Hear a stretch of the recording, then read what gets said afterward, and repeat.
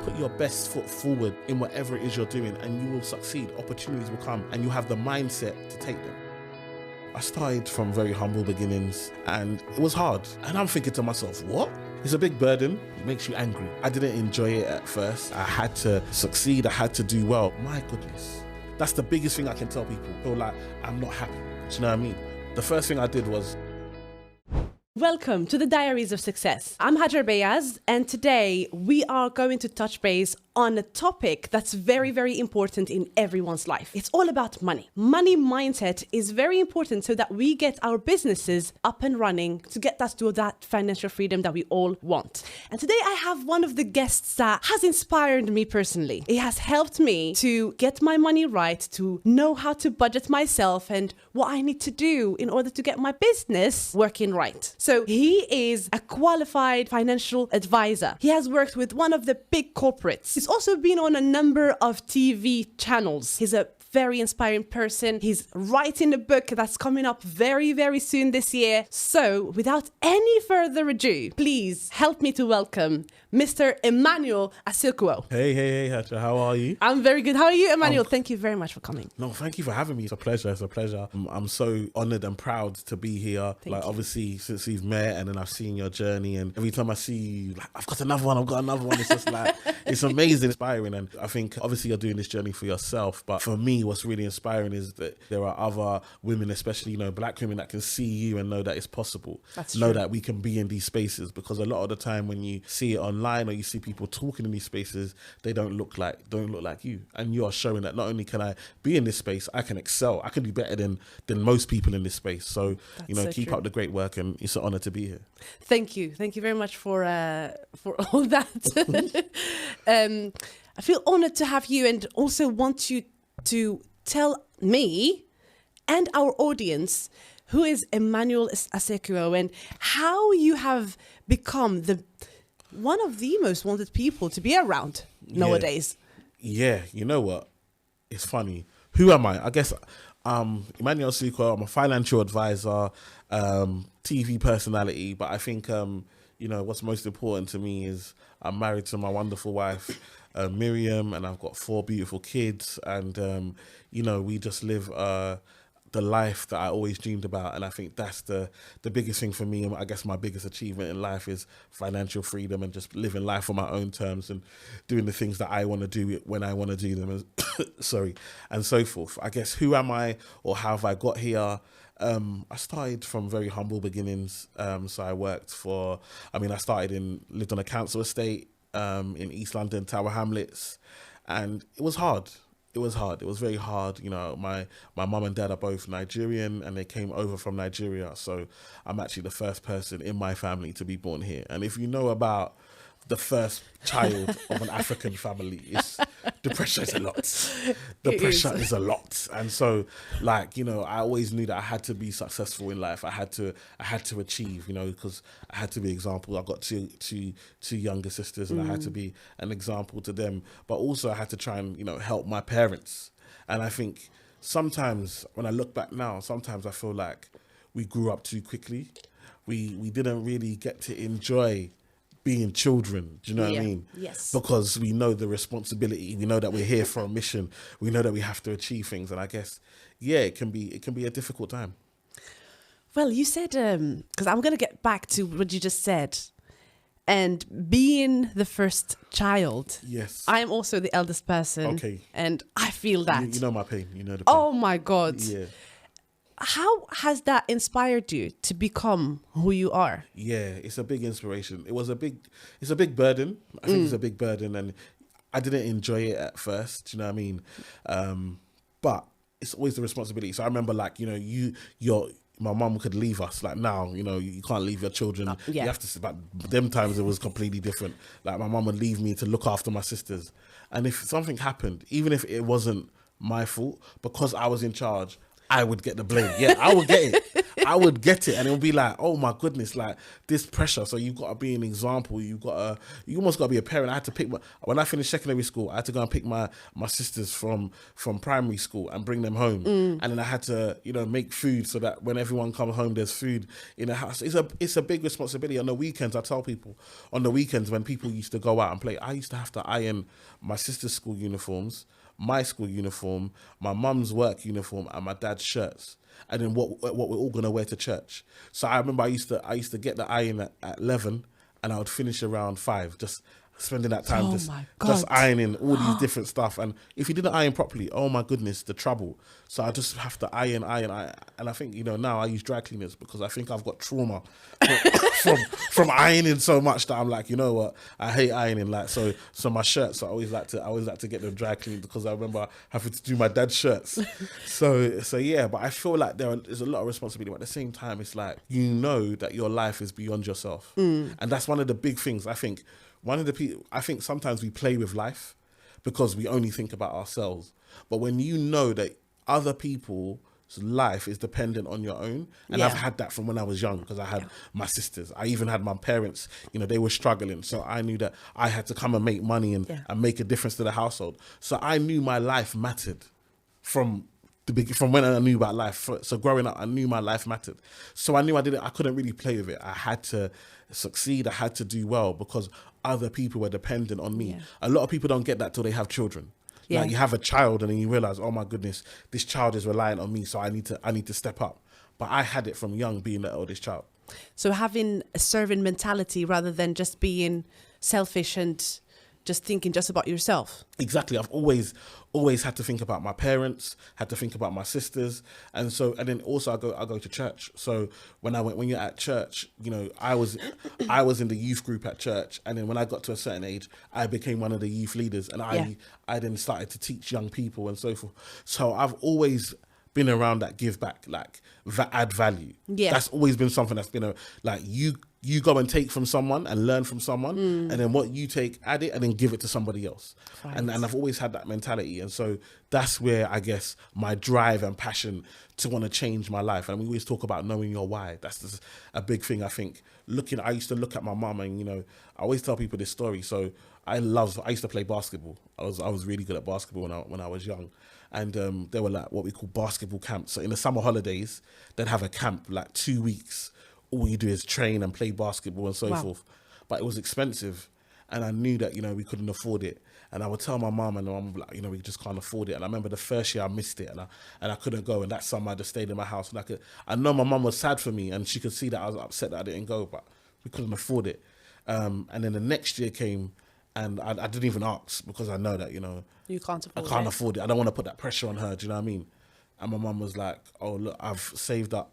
Here's the money, and go to your basketball camp.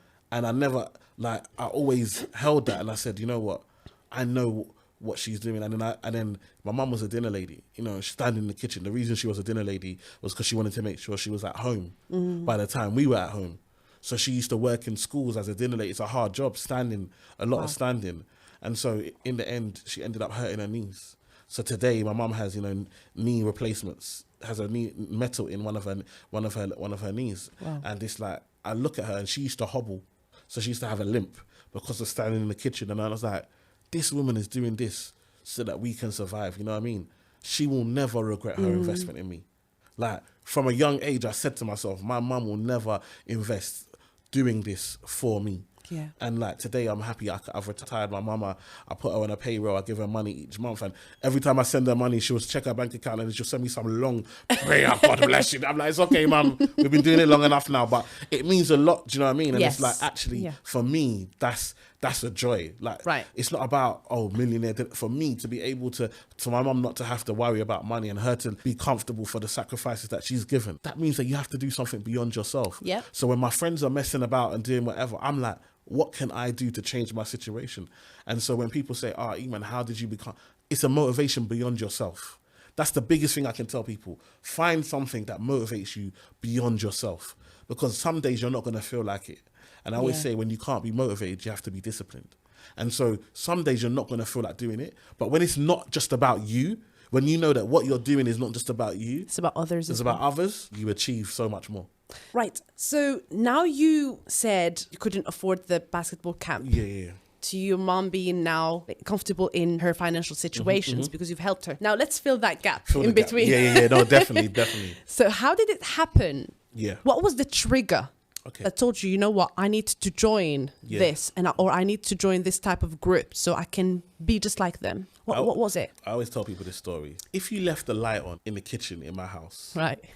you're finished.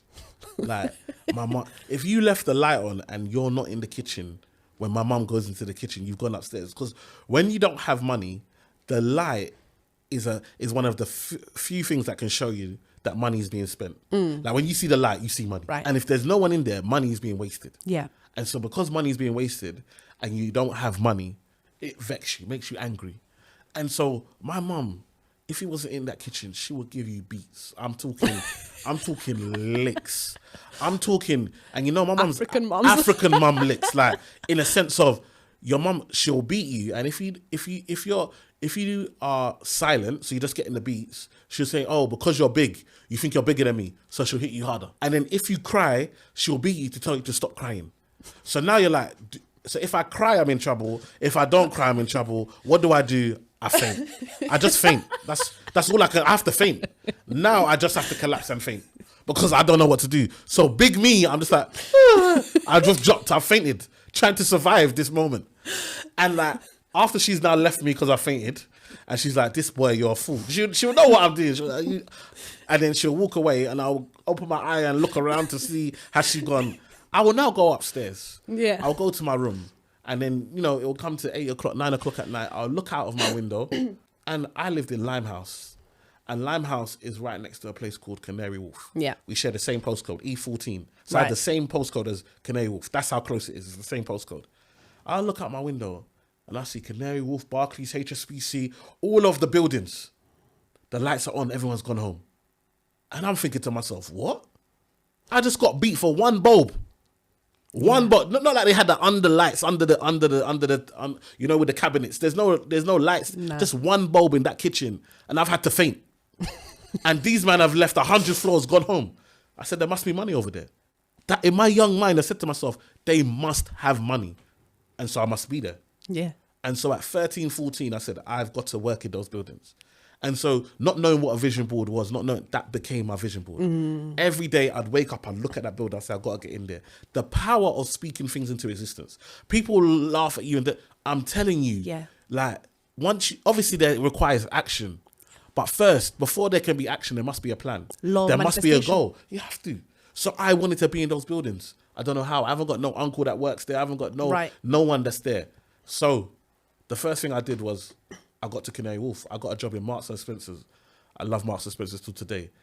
I don't shop there because I've got 4 kids.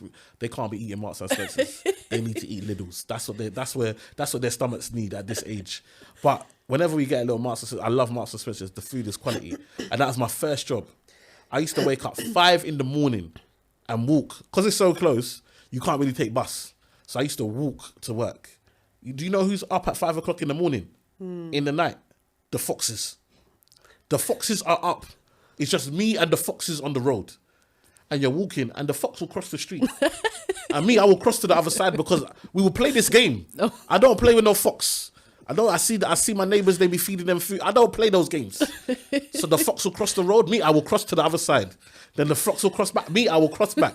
And we will play this game every morning at 5 a.m, just the two of us on the road, And it's like, this is the determination. So I've got there. So I'm in Canary Wharf now, Marks and Spencer's. I used that experience at Marks and Spencer's to then get a job in Barclays. So remember, Barclays is one of the buildings that I used to see, and now I'm in Barclays. I'm not in Canary Wharf, I'm in Baker Street. I'm in Barclays. And I'm a cashier. Now, if you know a cashier, it's the lowest job in the bank. And me, I'm part-time because I'm still studying. I'm doing my degree in accounting and finance. So I'm part-time. So they used to tell you to come, your contract says you start at 9, yeah? But they used to tell you come at 8:45. I'm like, big man, my contract says 9. Like when you know the rules, like my contract says 9. So I'm coming at 9. Not only am I coming at 9, I'm coming at 9 with my double sausage and egg McMuffin Me and the customers are all coming brown. in. Hash brown. We're all waiting outside the door for the door to open. Me and the customers are all coming in. I say, 1 minute, don't worry, I'm gonna serve you. And then the mentality was wrong. Do you know what I mean? So I had a branch manager, a young Asian guy, and he really liked me. Like, we really got on. But he was like, if you're on time, you're late. And I was like, what are you talking about? If you're on time, you're late. What does that even mean? If I'm on time, I'm on time. One thing I tell people in life, if somebody that is doing better than you or doing something that you wish you were doing or at a level and they give you a tip, take it. Just take it. Why is that?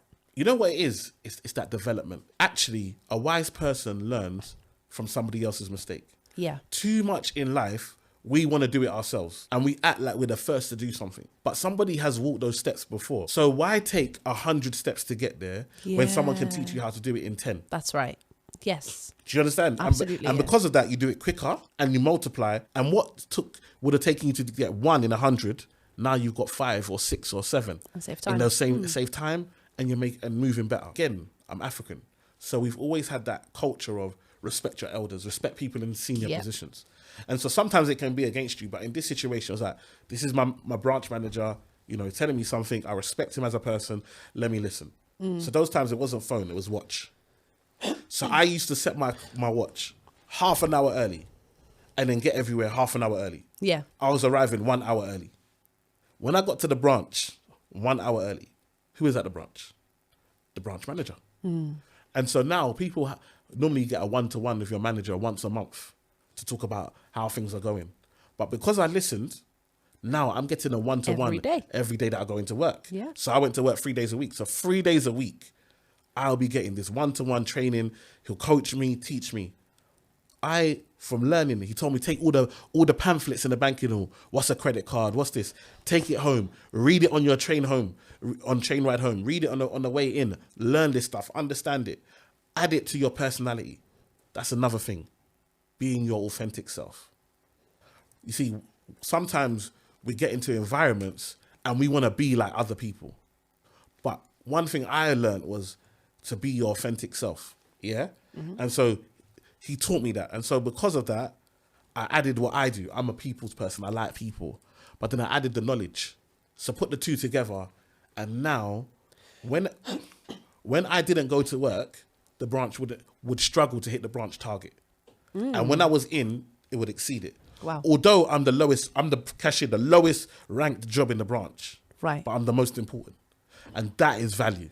Sometimes you allow a title. Someone says, oh, you're a cleaner. Clean the best you can clean. One day, that cleaning will lead to you. Like one of my friends, he was a cleaner, cleaning the toilet. He cleaned it so well, did everything so well that when his manager was off, his manager said, I'm going on holiday. Can you just handle this for me? He looked after everything. After that, the manager said, oh, you should go and apply to have your own department. He now looks after 4 hospitals where he manages 4 hospitals, the security, the everything in the hospital to make sure if people got appointments from cleaning the toilet. Just because he did it well.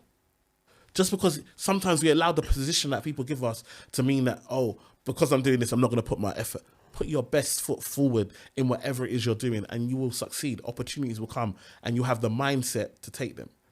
So now I'm the best. And because of that, basically by the time I finish my degree, 22, Barclays say, what job do you want? I say financial advisor. And they say, okay. Because you've done so well, pick your job. And that's only because you got financial knowledge. Yes. So how important is financial knowledge to all of us in our lives? So financial advice, financial knowledge, like financial education, financial literacy is probably one of the most important skills that you can have because it's a life skill. People will say, oh, I don't like to talk about money. Money's the devil. Do you know what I mean? It's evil. Do you know what I mean? But the reality is that we make financial decisions every single day. You'll make a decision. Switching on right now with the cost of living crisis, switching on the light is a financial decision. Putting on your heating is a financial decision. Leaving your house because you're going to have to take bus, train, Uber, whatever it is a financial decision. We make financial decisions every single day. And right now, inflation, the cost of living is so high that those financial decisions are becoming more and more important. The decisions you make are having a more and more impact on your life. So understanding money, it's empowering when you can control your money and your finance and your income, because people think it's about the amount of money. Yes. But it's nothing. It's not. No, it's not that. There are people that make huge amounts of money and then huge amounts of debt because they don't know how to manage it. There are people in the NFL in America that I think they average something like 40 million or something like that by the time they finish playing, they would have made.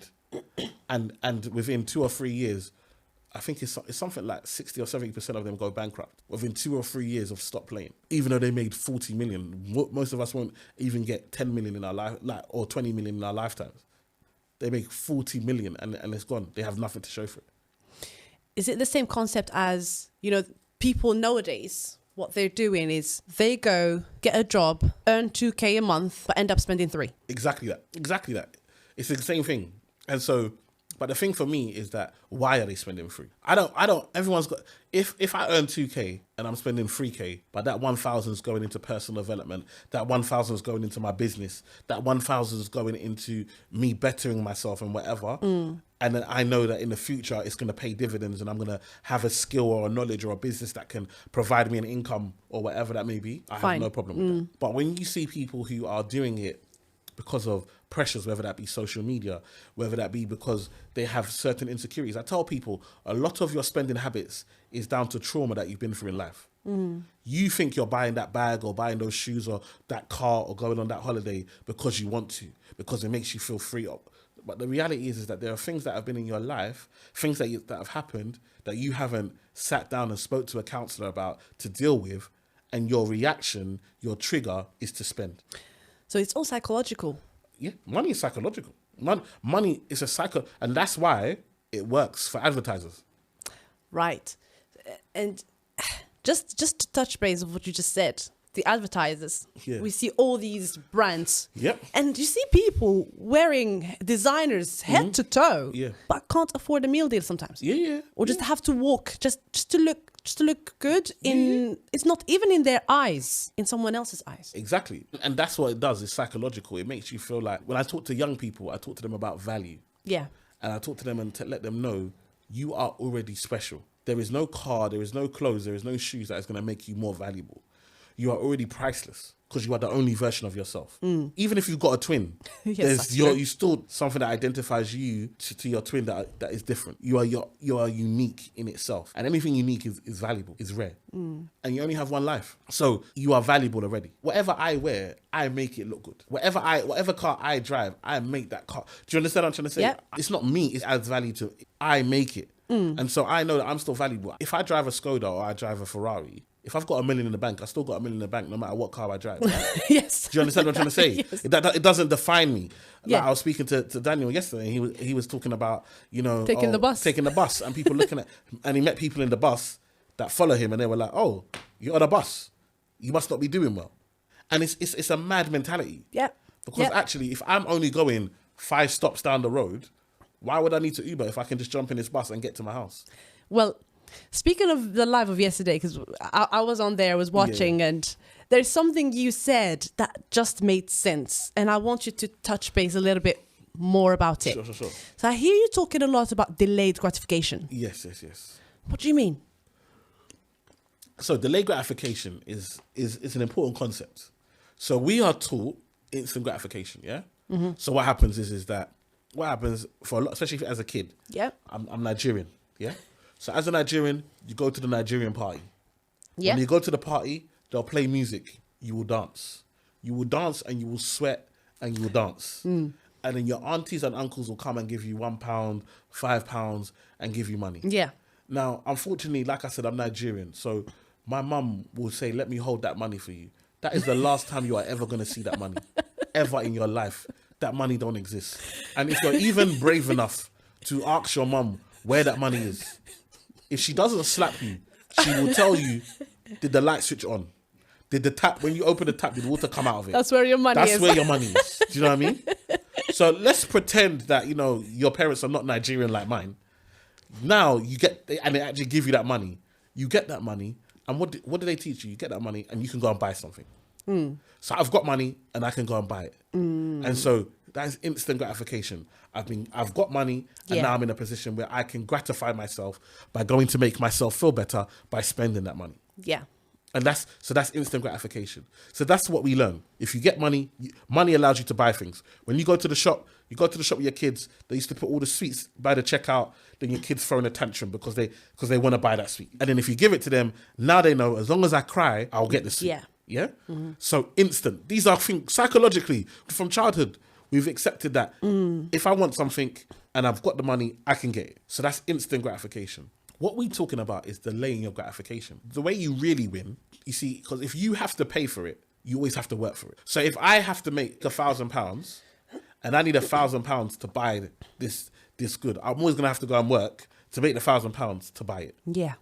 But the reality is what I want to do is make the £1,000, use that money to invest, and then my investments, the growth or the interest or the money I receive from my investments can pay for the lifestyle. Now, eventually, I can stop working and I've got enough in my investments that my investments can pay for my lifestyle. Yeah. I tell people, I went to Malta, and in Malta, there was a car park for yachts. Car park for yachts. Oof. So just yachts, just lined up in the middle of the sea. They're just lined up. And these guys are on laptops. They're working from their yacht in the sea in Malta. And I said to myself, my goodness, there's levels, you know? There's levels. I've got people like, Richard Branson. He owns his own island. He does indeed, yeah. And I come from a place where people are fighting for postcode. People are killing themselves for postcode. They don't even pay council tax, and they're fighting and killing themselves for postcode. And so it's so important for me for people to understand that there's so much more your limitation. And so when you start to delay your gratification and look at the bigger plan, now you start to give you the biggest freedom. The biggest thing that I can is freedom. Money doesn't make me happy, but having money allows me to live my true happiness. Yeah. Which means I can be around my kids.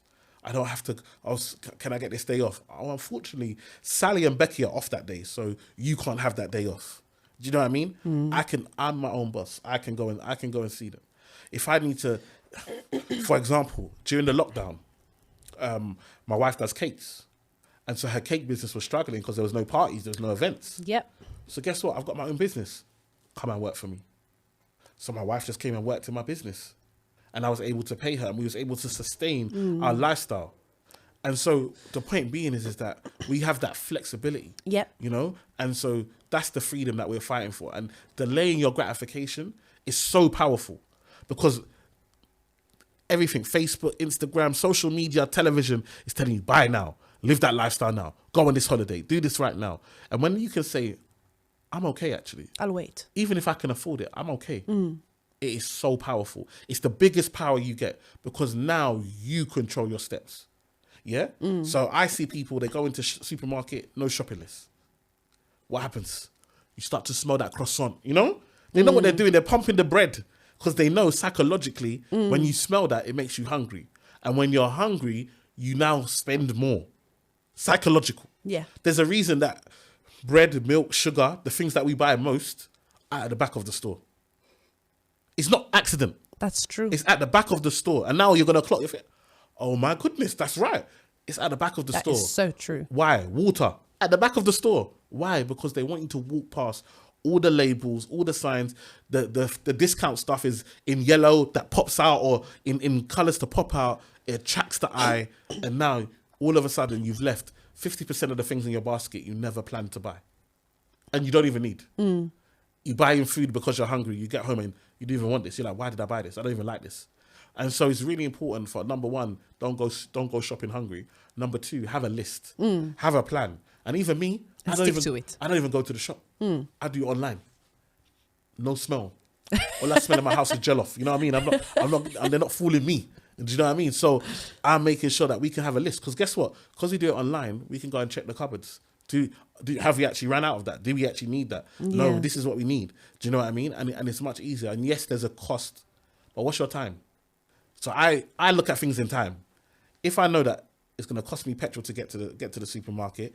It's going to be about an hour in there, and then there's a queue. There's a drive there, drive back. If it costs me £5, and if you don't get a ticket, you get a ticket, amazing. anything like that, because someone could scratch your car in and out. If I know that it's going to cost me £5 for them to bring me the same thing, I could go and walk around and I now save myself 3 hours. I think if I give myself an extra 3 hours, either I deserve those 3 hours to rest, or I can use those 3 hours to make more than £5. Bars, you're dropping something very, we don't think about it sometimes, and it's very important. Even these little things. Someone said to me, if you're washing your car yourself, you're wasting time and money. If you're doing all the things you don't like to do, I'm safe. We think we're saving time by doing but the amount of time we're spending to do, like now you said earlier, you take your shirts now to the dry cleaners to do it for you, right? Of course. Because how long it used to take you? 4 or 5 hours to iron everything. You just take it. They take care of it. Those 4 hours, you're using them to do something else. And I make much more. And guess what? They iron it better than me.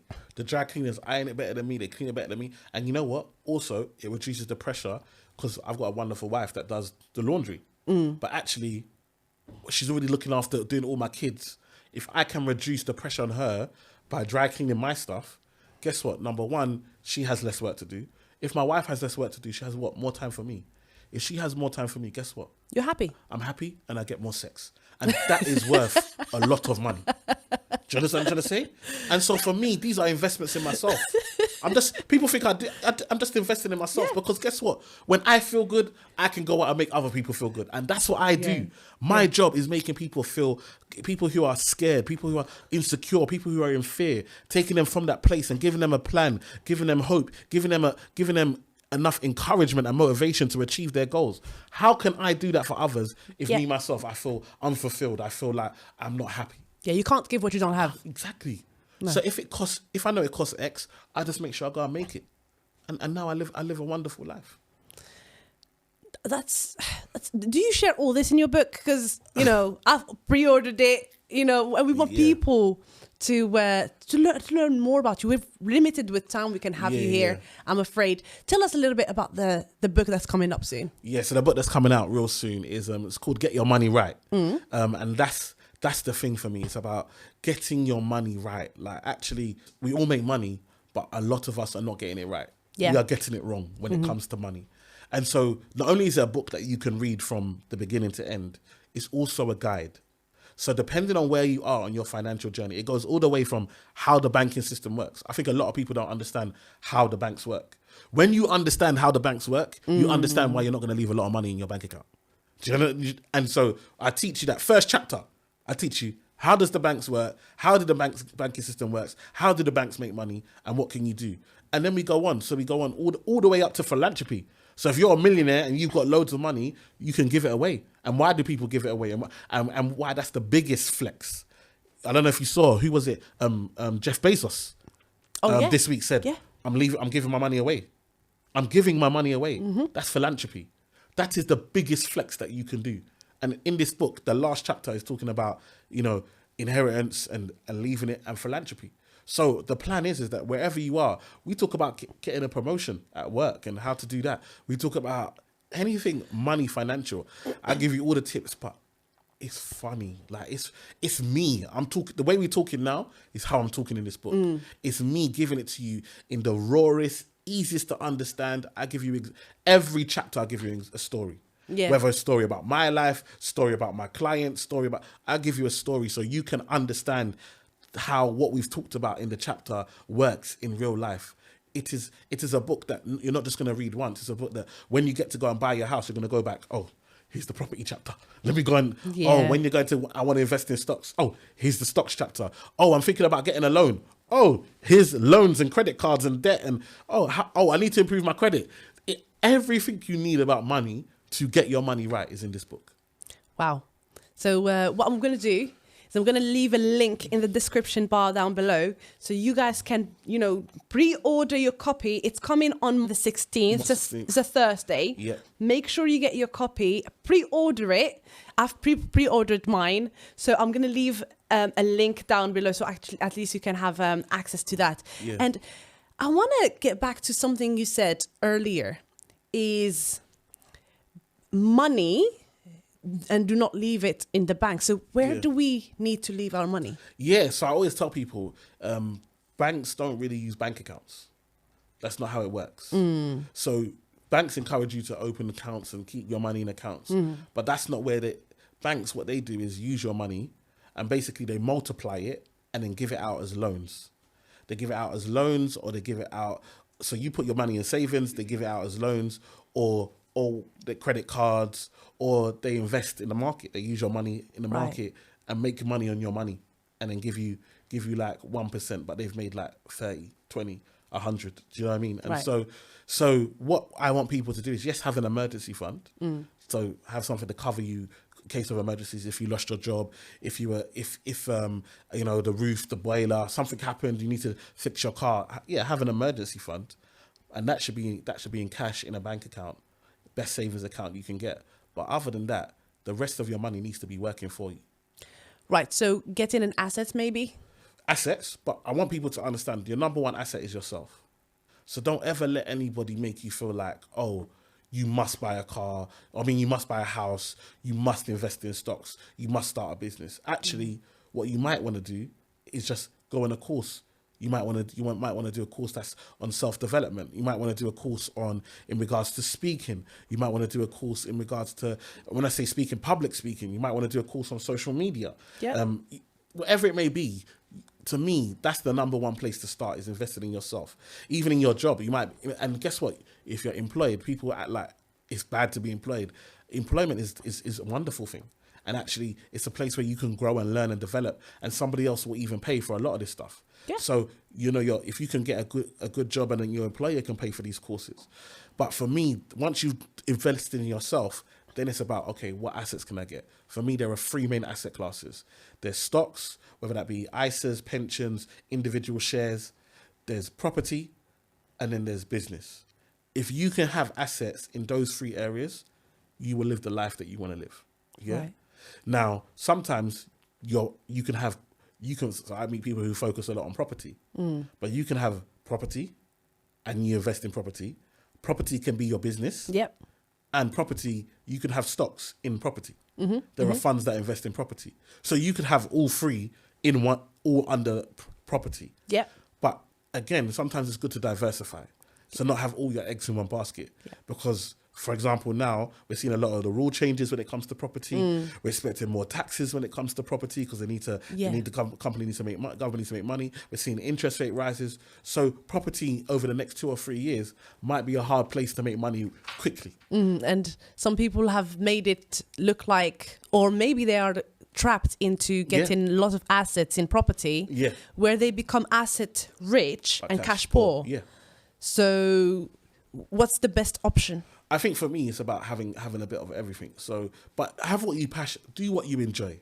Yeah. I enjoy this. I enjoy finance. Like I said, when I was telling you my story. So I became the youngest financial advisor in Barclays in the country at 22. At 22, I was a financial advisor. All my colleagues, the average age of a financial advisor was 50 at the time. My youngest colleague was 45. So all my colleagues could have been my dad or my mum. Yes. And we're doing the same job. Yeah. So, and I come from a council estate, not a great educated, but I still was able to achieve. But even then, I didn't let that stop me. I then went on and said, look, actually, I'm tired of just helping rich people get richer. I want to help the everyday person. And so I left the banks, left my company car, my company credit card, my bonuses, and said, look, I'm focusing on people. And people laughed. And people were like, oh, you're crazy. Even my parents were like, what are you doing? Like, do you know what I mean? You've got the dream job. But it wasn't giving me fulfillment. Don't ever let anybody tell you what's right for you. You've got to know what's right for yourself. I can give you options, but it has to be you. You have to have that feeling. And I just felt like I wasn't complete doing what I was doing. I felt like there was more to my life. Yeah. And now like, I thank God, like I tell people, like I used to be a cashier in Barclays. In 2022, last year, I did a show which for Channel 4 that was sponsored by Barclays.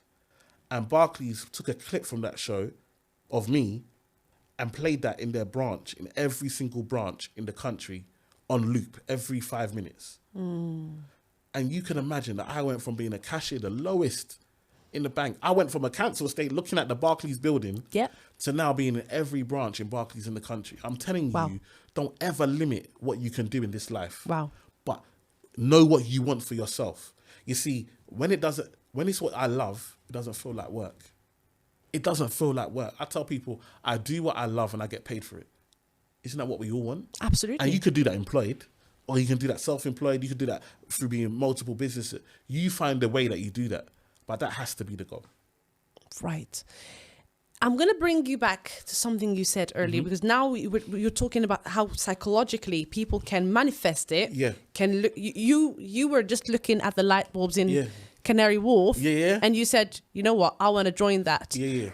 And you went and pursued the career to talk about money, which is a topic that a lot of people are afraid to talk about. And which sometimes kind of... they go and say, oh, money is the root of all evil. You don't want to get a lot of money because you don't want to become cocky, or you don't want to be. So why is it a lot of misconception about money, where sometimes money can do a lot of good things? Yeah, I think what we have to understand is that, especially it's the culture in the UK as well. In America, they talk about money. It's the land of the free. It's the land openly, dream money. Nobody's embarrassed. I want to make money. I want to be a million. All they talk, I want to be a multi-millionaire. I want to be a billionaire. Like, and nobody looks at them like it's bad. Here in the UK, even people with money have to pretend like they don't have money, because everybody will look at them different. Do you know what I mean? And it's like, actually, there's nothing wrong with making money. Like, actually, we should aspire to want to make money and want to live a life and want to do better. But it's what the problem is for a lot of people, it's what you become from money. You see, a lot of the time, when you don't have anything, you can be nice. You can be gracious. You give people time. When you start making money, all of a sudden it's like, I don't need to talk to you. I don't need to be around you.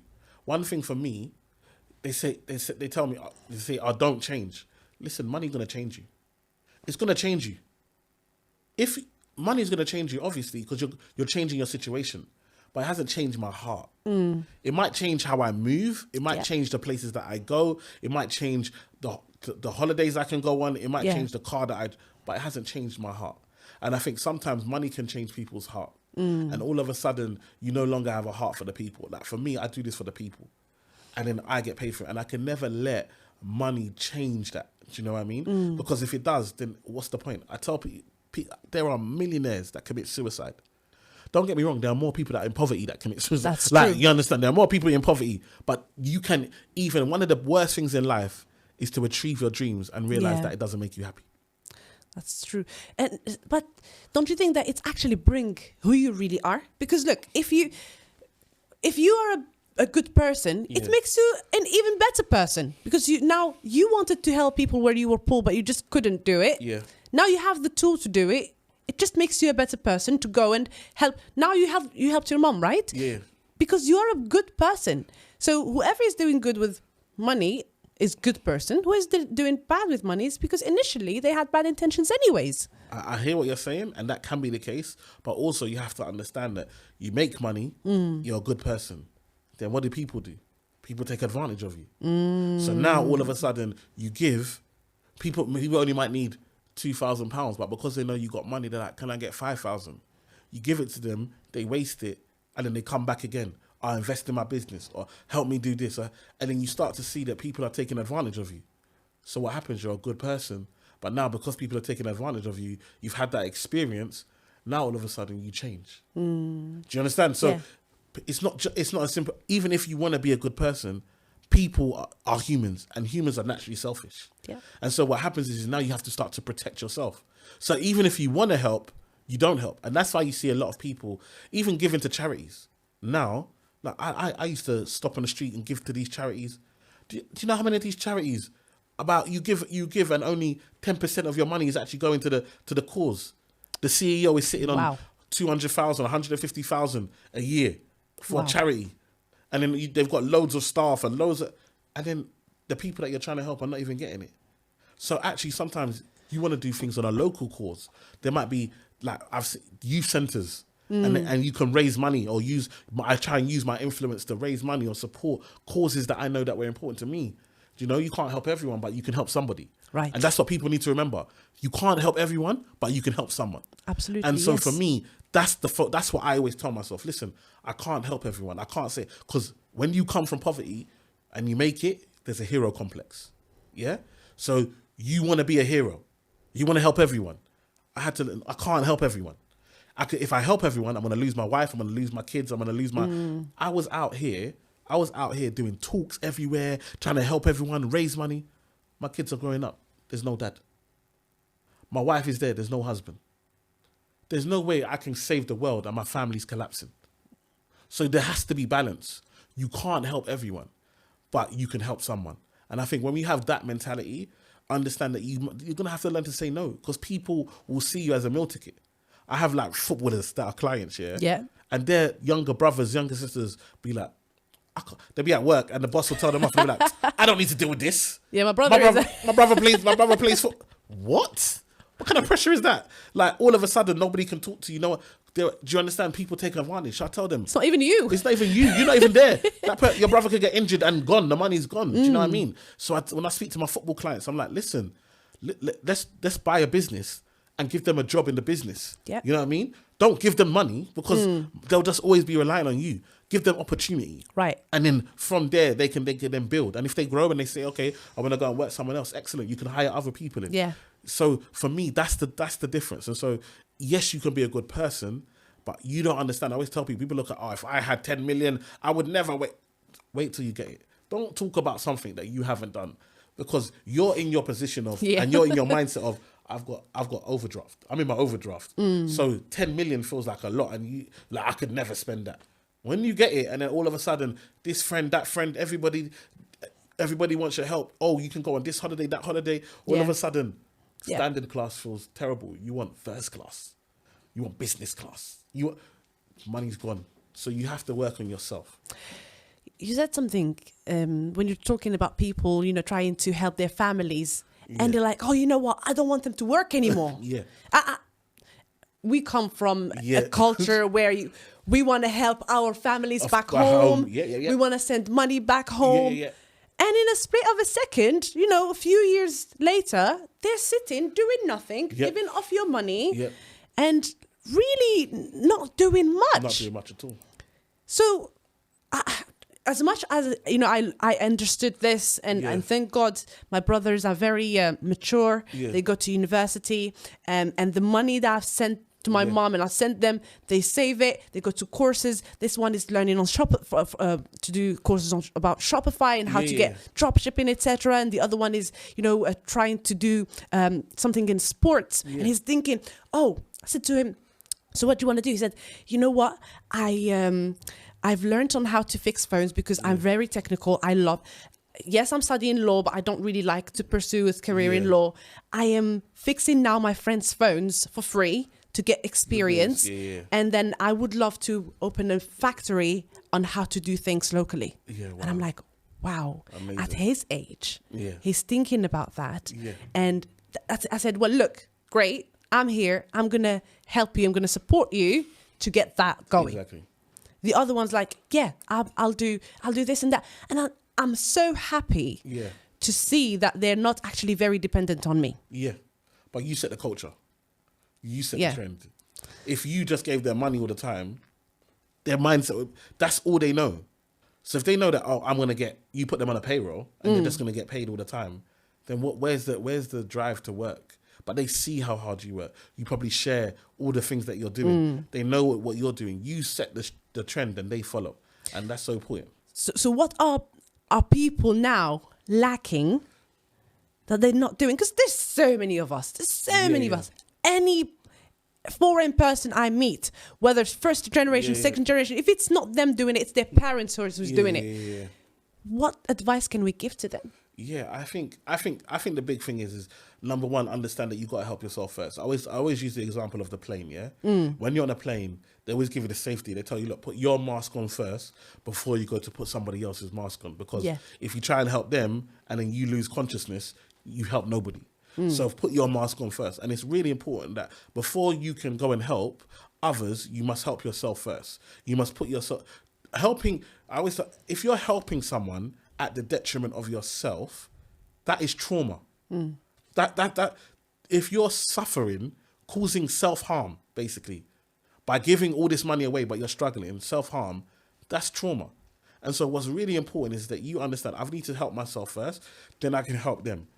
Have an amount, but for me, it's about creating opportunities. Recently, a couple of years ago, my mum's brother passed away in Nigeria, and so he's got daughters. And I was like, okay, well, I'm gonna have to step up here. I'm gonna have to step up. But they know they can't just ask me for money. I need to know, what are you doing? Oh, I want to do this course. Okay, I'll pay for the course. Oh, but while I'm doing the course, okay, I know you're doing a course now. You're gonna need. Okay, you're not gonna come to me with no opportunity. I'm not gonna pay you to sit in your house. I'm not gonna pay you to be posted on Facebook. Do you know what I mean? Like, actually, I need to see the opportunities that you're doing, that you're creating for yourself. I want you to want a better life for yourself. Do you know what I mean? And if I can help, excellent. And so for me, it's really important for us to be able, but also to say no. Sometimes they ask me for money. I'm like, even if I got it, I say no. I ain't got it. Go get it. Guess what? Sometimes I say no. They're still alive 2 weeks later to call me and ask for more money. So they survived, right? That's survived. This desperate situation that they need money right now, they made a way.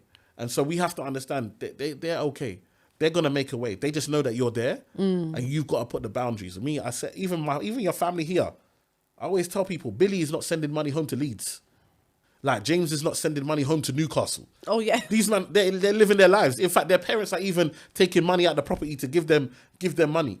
Like, our struggle is completely different. I have 4 kids and I now have parents that I'm supporting as well. It's completely different. So I have to balance, everything. Yeah. That's very interesting. And the conversation with you, I mean, I can't get enough, but unfortunately we're very, very limited with the time. Yes. So what I want to do before we wrap up, because you're a successful person and I appreciate you coming here to share all these nuggets with us. Yeah. What is 1 or 2 things that you would advise to our audience here listening to you? And how do we get to connect with you? The biggest thing for me is never settle for average. Always want more for yourself. I've done my website 4 or 5 times. Even though the last one, there was nothing wrong with it. But I knew there was another level that we could get to. And so I'm getting there. And I'm sure I'll do that again. I'm always trying to be better. When people see me speaking and talking, and they're like, oh, you're so good. I practice. Never, ever get complacent. I'm always trying to push myself. I'm always surrounding myself with people that I think are better than me, or people that I think do things better than me, people that do things in a way that I don't do. I never want to be just the smartest person in the room. Like, I want to push myself all the time. And I think when you start to live life like that, but then you have to know your goal. What do you want to achieve? Where do you want to go? How are you going to get there? Get a plan.